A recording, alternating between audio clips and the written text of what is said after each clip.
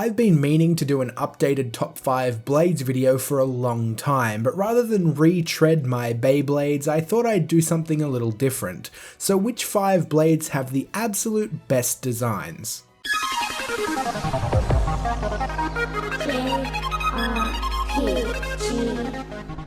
Before we start, I have to make some exclusions. I limited myself to one story blade, and by story blade I mean the default ones that initially come with your party members, like Pyra, Dromark, Poppy, etc.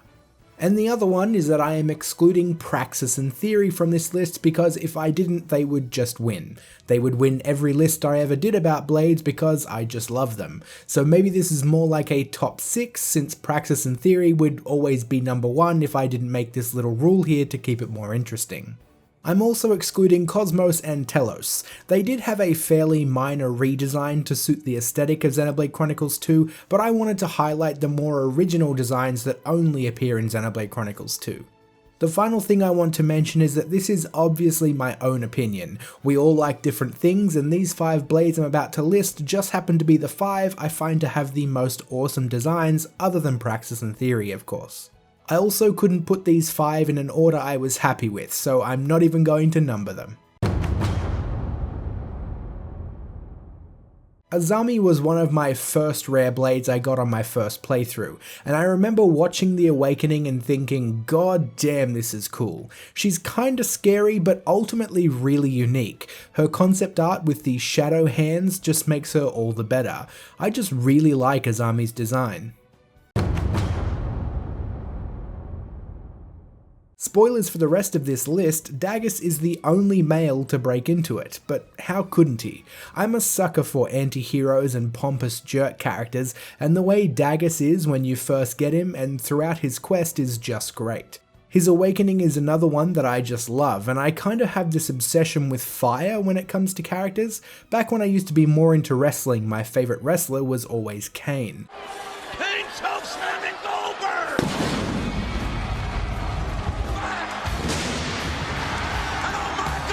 Honestly, Vale was rather unlucky to not make the list. She was almost there just for her Awakening, but let's continue with the fire stuff, shall we?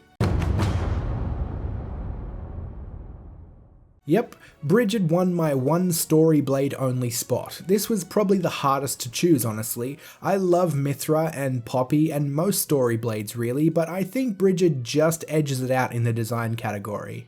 Maybe it's the fire thing again. I mean, what's the only thing that's better on a character than fire? Blue fire. Plus, the first couple of times she makes her entrance is just so damn badass. It's too bad she only opened her eyes once in the entire game. I am so glad they added Abrona as an obtainable blade in New Game Plus mode. Every time she showed up during my first playthrough I was waiting to pick up her core crystal and it just never happened. She may have arguably the worst voice in the entire game, but her design is just so awesome. Those wings, that head armor, the weapons, Abrona just rocks. She rides around in a bathtub. Sheba is amazing. The insane hair, the water spirit thing that shares the bath with her, the outfit, her motives in game, it's all simply amazing.